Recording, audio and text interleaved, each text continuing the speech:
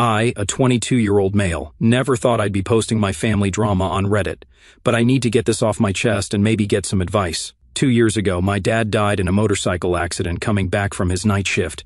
It happened about 3 miles from our house on that dangerous curve by the old gas station. 1 minute he was alive, the next, I'm getting a call at 2 a.m.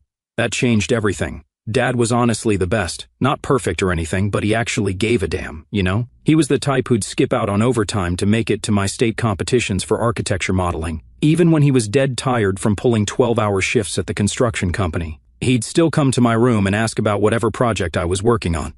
He never understood half the technical stuff, but he'd nod along and ask questions anyway. We had this thing every weekend where we'd work on his vintage Mustang together in the garage. He'd blast these old 80s hair metal songs and tell me crazy stories about the stupid things he did when he was my age. I remember this one time he was changing the oil and telling me about how he almost got arrested for racing some guy on the highway back when he was 17. Mom would roll her eyes and bring us beers. Just one for me, he was strict about that. And those were some of the best moments of my life. Things were pretty normal before the accident.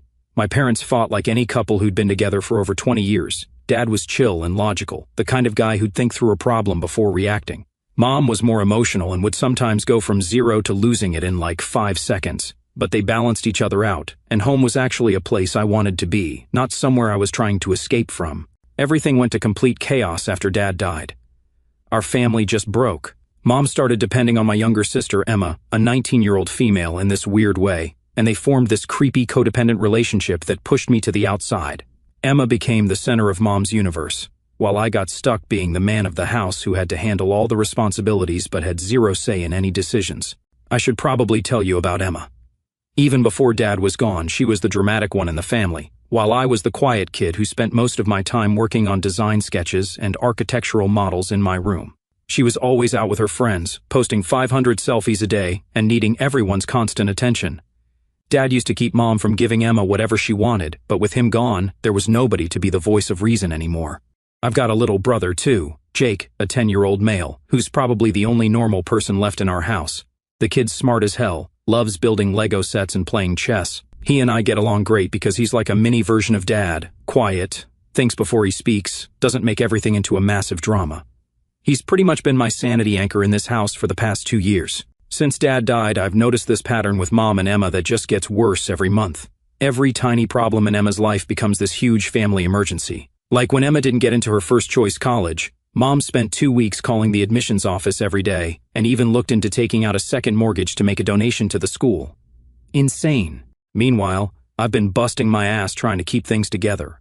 I graduated with honors in architectural design, worked part-time at a local drafting office to help with bills, and basically became Jake's default parent because Mom was too busy dealing with Emma's constant crises. I'm the one who makes sure Jake gets to school on time, helps with his homework, and makes him dinner most nights when Mom and Emma are out shopping or whatever. Dad had a life insurance policy, but the money disappeared way faster than it should have.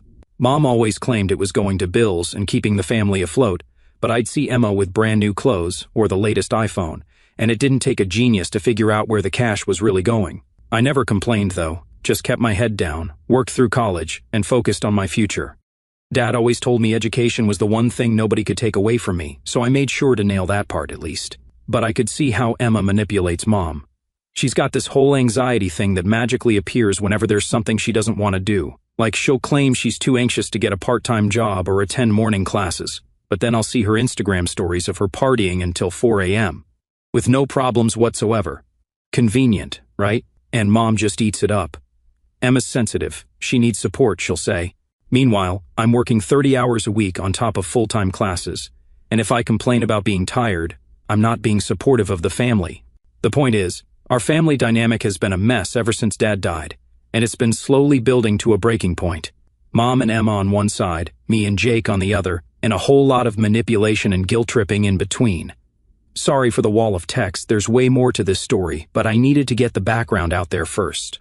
Anyway, since I graduated college with my degree in architectural design, I'd been applying to firms since January, sending out my portfolio to literally anyone who would look at it. I had a wall in my room covered with rejection emails I printed out. Sounds depressing, but it actually motivated me to keep pushing. Dad always said rejection was just part of the process. He applied to 17 construction companies before he got his first job, so I kept that in mind every time I got another, "We've decided to pursue other candidates" email. Then it happened. This international firm, can't say the name, but they've designed some of the most recognizable buildings in major cities, actually called me for an interview. At first I thought it was a mistake or some kind of scam. Why would they want some fresh graduate from a state university when they could hire people from fancy design schools? They had seen my final project, which won a regional competition, and one of their senior partners had been a judge. The interview process was brutal. 4 rounds over 3 weeks, design challenges, portfolio reviews, and a 2-hour panel where 5 partners grilled me on everything. I prepped like crazy, staying up until 3 a.m., researching the firm, practicing responses, and even building a 3D model to bring to the final interview, all while juggling a part-time job, helping Jake with his science fair project, and dealing with Mom's guilt trips about neglecting the family. When the offer call came, I nearly dropped my phone. An $86,000 base salary, a $10,000 signing bonus, and amazing benefits, unheard of for a first job. The catch? It was in Boston, and I was in Arizona. For 24 hours, I was on top of the world, celebrating with my best friend, and even splurging on a drafting pencil I'd wanted for months. It finally felt like all the late nights and sacrifices had been worth it. Then reality hit when I had to tell Mom. I picked a time when Emma wasn't around, thinking it would go smoother without her adding drama. Jake was playing video games in his room. I found Mom paying bills at the kitchen table. "Hey Mom, can we talk for a minute?" "I got some news," I said, trying to keep my voice neutral. She barely looked up from her laptop. "What is it?" "Make it quick. I need to finish these payments before the electricity gets shut off." I took a deep breath. I got offered a job, a really good one, at a major architectural firm. That got her attention. She looked up, and for a split second I thought I saw something like pride in her eyes. Then she asked, "Where is it?" "Boston." The change was instant. Her face went from interested to angry in half a second. "Boston, as in Massachusetts?" "That's not happening." I was prepared for some pushback, but not an immediate hard no.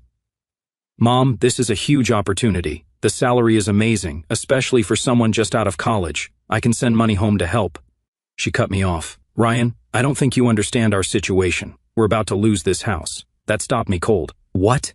How?" "I thought Dad's life insurance paid off most of the mortgage." She closed her laptop and gave me this look, like I was the most naive person on the planet. "The insurance money is gone. We're 3 months behind on payments. The bank sent a foreclosure notice last week." My stomach dropped. This was the first I'd heard of any foreclosure.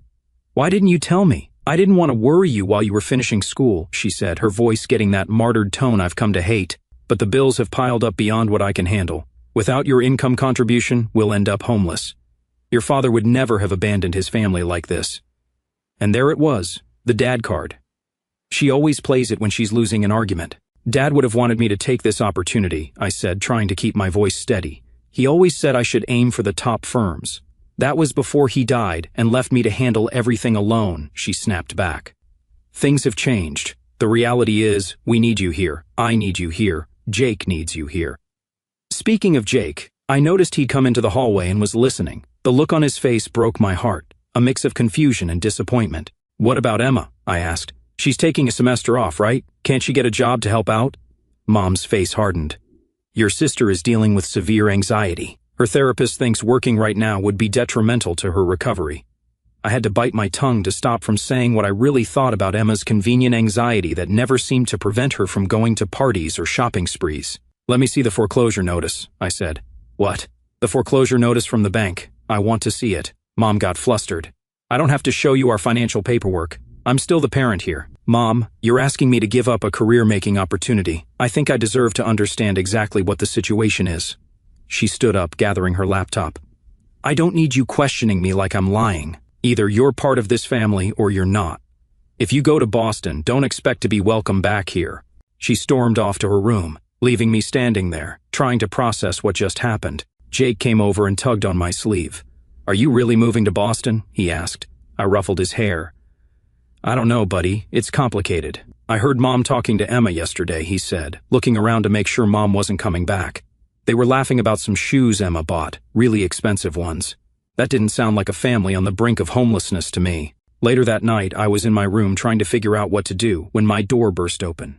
Emma stood there, looking pissed. She lashed out. "Way to go. Mom's been crying for the past hour because you want to abandon us." She dismissed my job offer, insisting I could find work nearby unless I was deliberately trying to abandon them.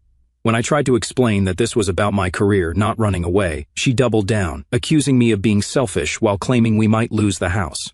The hypocrisy was glaring. Just the day before, she had flaunted a pair of $400 designer boots on Instagram. When I pointed it out, her face burned with anger, snapping that I had no idea what she was going through, that not everyone could be perfect like me. The argument escalated until she finally spat out that if I left, I shouldn't bother keeping in touch, slamming the door so hard the wall shook. I sat there, feeling like everything was spiraling out of control. The job offer paperwork on my desk seemed to be mocking me. I had 5 days to accept or decline, 5 days to decide between my dream career and my family. I tried calling my Uncle Mark, Dad's brother, but it went to voicemail. We weren't super close, but he was the only adult family member I trusted to give me straight advice. I left him a message asking if we could talk soon. I keep thinking about what would happen if I turned down the job. I'd probably get something local eventually, but nothing close to this opportunity, and once you say no to a top firm, that door usually stays closed forever. But then I think about Jake. Who would look out for him if I left? Mom and Emma are wrapped up in each other. He'd basically be raising himself. And what if Mom is telling the truth about the foreclosure? Could I really live with myself if they lost the house and I was living it up in Boston? I don't know what to do. The pressure is crushing me. This was supposed to be the happiest moment of my career so far, and instead it feels like the hardest decision of my life. That's it for now, I guess. So things got way more complicated after that blow up with Emma. The next morning, Mom was giving me the silent treatment, making this big show of ignoring me while making breakfast for Emma and Jake. I caught Jake's eye, and he gave me this sad little shrug. I had the day off from my part-time gig, so I decided to do some investigating. I waited until Mom left to take Emma shopping. Seriously, shopping when we're supposedly about to be homeless? And Jake was at his friend's house. The filing cabinet wasn't even locked. Either Mom was sloppy or she never thought I'd check. What I found made my blood boil. First thing, there was no foreclosure notice, nothing even close. In fact, I found mortgage statements showing we were paid 3 months ahead on the house. Dad's life insurance had covered a huge chunk of the remaining balance, just like I thought. Second thing, credit card statements. So many credit card statements. 3 different cards, all maxed out. When I looked at the purchases, it was all stuff for Emma, clothing stores, makeup, electronics. Even a weekend trip to Vegas last month that Mom claimed was a mental health retreat for Emma's anxiety. Over $155,000 in debt spread across these cards. Third thing, and this hit me like a truck, bank statements showing regular withdrawals from an account I didn't recognize like clockwork.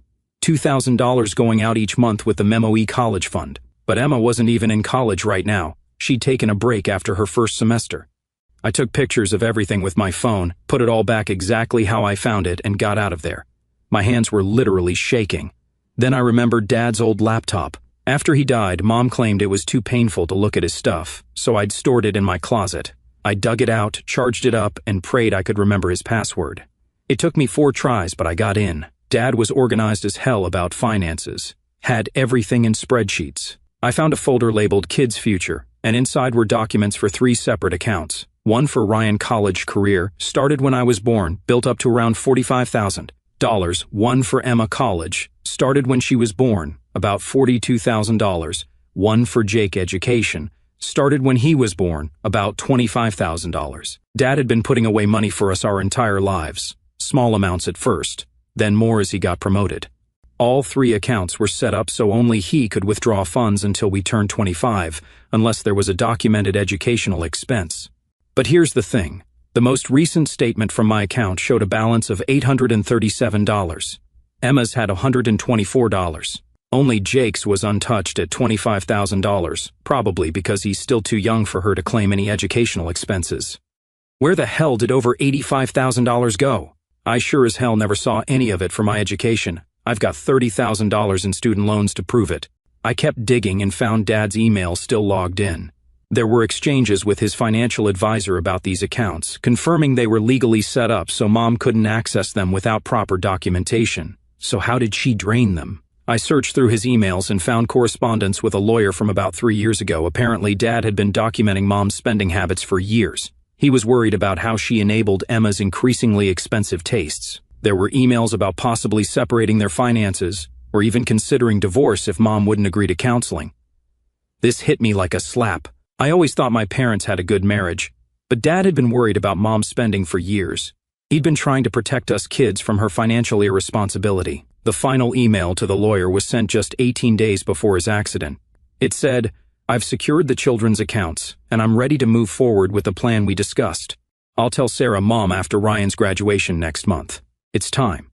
He never got the chance. The accident happened before he could confront Mom. I sat on my bedroom floor, surrounded by this evidence, feeling like my whole childhood was a lie. Did Mom know what Dad was planning? Is that why she seemed to resent me so much after he died? Because I reminded her of him? Right in the middle of my existential crisis, my phone rang. It was Uncle Mark, finally calling me back. "Hey kid, sorry it took me so long to get back to you. I've been on a job site with no reception. Everything okay?" I don't know what came over me, but I just broke down and told him everything. The job offer, Mom's foreclosure claim, what I'd found in Dad's emails, the drained accounts, all of it. There was a long silence when I finished. "I'm coming over," he finally said. "Don't tell your mom I called. I'll be there tomorrow morning." That night at dinner was tense. Mom had apparently decided to stop ignoring me and was now laying the guilt on thick. "I had to cancel Jake's summer camp registration today," she announced to the table. "We just can't afford extras right now." Jake looked crushed. He'd been talking about that science camp for months. "I thought my part-time job money was covering that," I said, trying to keep my voice neutral despite knowing she was lying. "Your contribution barely covers groceries," Mom said with a sigh. "With the foreclosure looming, we have to cut everything non-essential." I wanted to call her out right there, throw the evidence in her face, but Uncle Mark had told me to wait for him, so I just nodded and kept eating. Emma, of course, was wearing a brand new outfit and had her hair freshly done at a salon. Non-essential apparently didn't apply to her. The next morning, the doorbell woke me. When I opened the door, Uncle Mark stood there, looking ready for battle. He turned to Mom, standing in her bathrobe, and said, "We needed a family meeting now." She looked startled, asking why he was there, but he cut her off with a simple answer. I had called him. For the first time, I saw real fear in her eyes as she followed us into the kitchen. The kitchen felt like it was about to explode with tension. Mom sat at the table, clutching her coffee mug like it was a life preserver. Uncle Mark stood with his arms crossed, looking more like Dad than I'd ever noticed before. Emma had stumbled in, half asleep, pissed about being woken up before noon on a Saturday. Jake sat quietly next to me. "What's this about?" Mom asked, trying to sound casual, but her voice had this weird high pitch to it. Uncle Mark pulled out his phone. "I got a concerning call from Ryan yesterday. He told me you claim the house is in foreclosure." Mom shot me a nasty look. "Our financial situation is none of your business, Mark. Or Ryan's, for that matter." "See, that's where you're wrong," Uncle Mark said, his voice scary calm. "When my brother died, I promised him I'd look out for his kids. I've been too hands off, and that changes today." He put his phone on the table and pulled up photos, the same documents I'd found and photographed. "Want to explain why you're telling Ryan you're about to lose the house when the mortgage is actually paid 3 months ahead?" he asked. Mom's face went white. "You went through my personal papers?" she hissed at me. "Answer the question, Sarah," Uncle Mark cut in. "Why are you lying about foreclosure to manipulate your son into giving up a career opportunity?" Emma jumped in. "Mom wouldn't lie about something like that. Ryan's just trying to make excuses for abandoning his family." Uncle Mark turned to her. "Emma, with all due respect, be quiet. This is between your mother and me right now." Emma looked shocked. Nobody ever told her to shut up. Mom's grip on her mug tightened. "Things are more complicated than they appear. Yes, the mortgage payments are current, but there are other debts you don't know about." "Like these?" I pulled out my phone and showed the credit card statements I'd photographed. 3 maxed-out cards with charges for clothes, makeup, electronics, and a trip to Vegas. "That doesn't look like essential spending to me." "You had no right." Mom slammed her mug down, coffee sloshing over the side. "Mom, you told me we might end up homeless," I said, trying to keep my voice steady. "You used that to try to force me to turn down a job that could set up my entire career. I had every right to check if you were telling the truth." Jake was looking back and forth between us, his eyes wide. I felt bad he had to witness this, but maybe it was time he knew what was really going on. "What about the education accounts Dad set up for us?" I asked, changing tactics. "The ones that had over $85,000 combined for me and Emma?"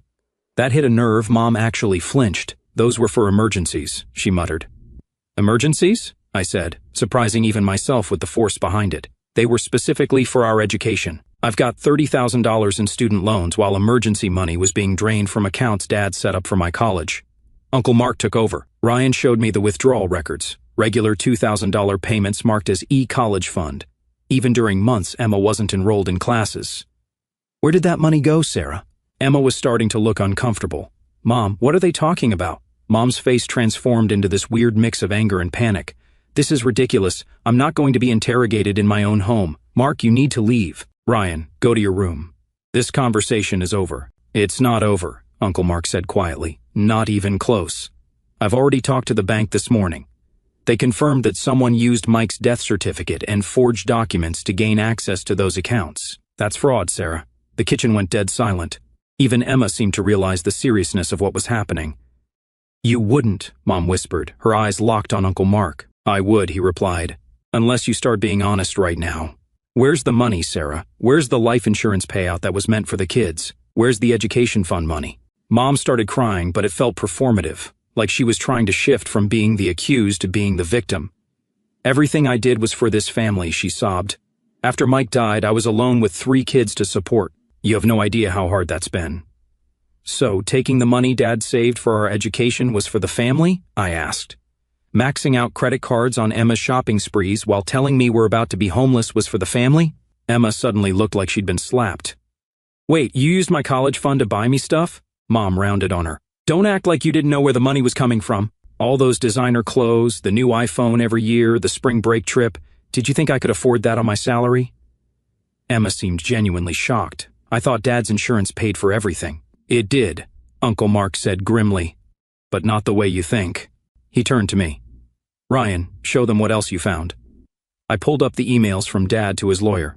Dad was planning to confront Mom about her spending habits. He was worried about how she was influencing Emma and wanted to protect our financial futures. He'd already moved most of his assets to secure accounts that Mom couldn't access. He was planning to tell her right after my graduation, but he died before he could. Uncle Mark finished. Mom's crying stopped abruptly. Her face hardened.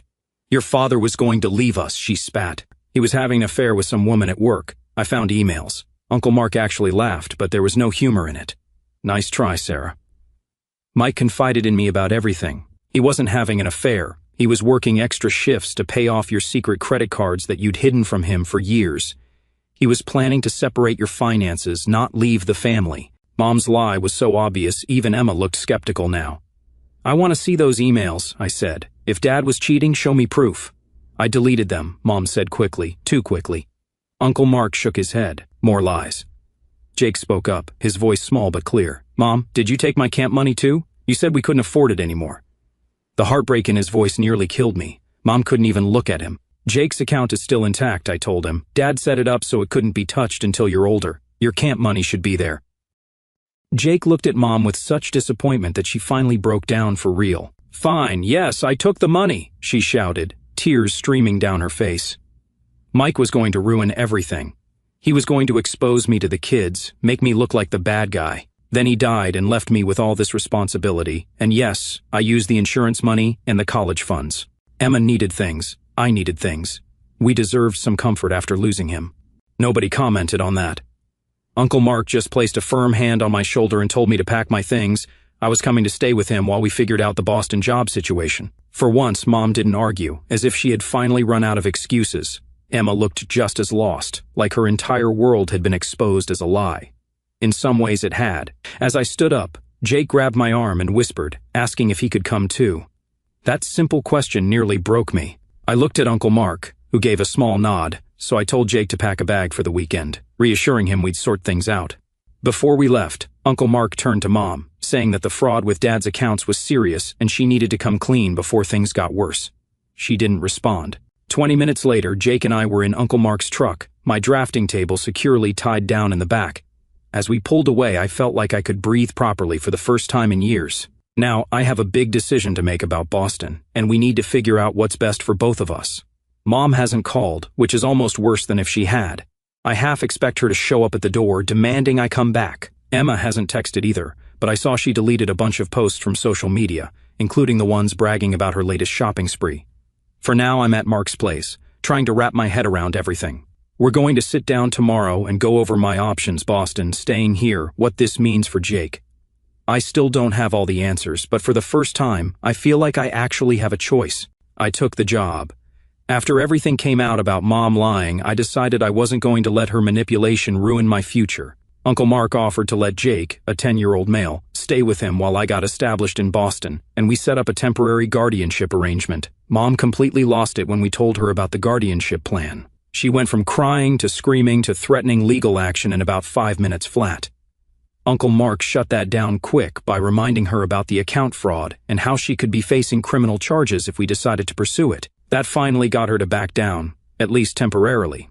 I found a tiny studio apartment in Boston, holy cow, the rent here, and moved my stuff. I made sure to bring my drafting table, the one Dad gave me that Mom threatened to sell. No way was I leaving that behind. Here's where it gets wild. Not even 2 weeks after I moved, the guilt-tripping texts and calls started.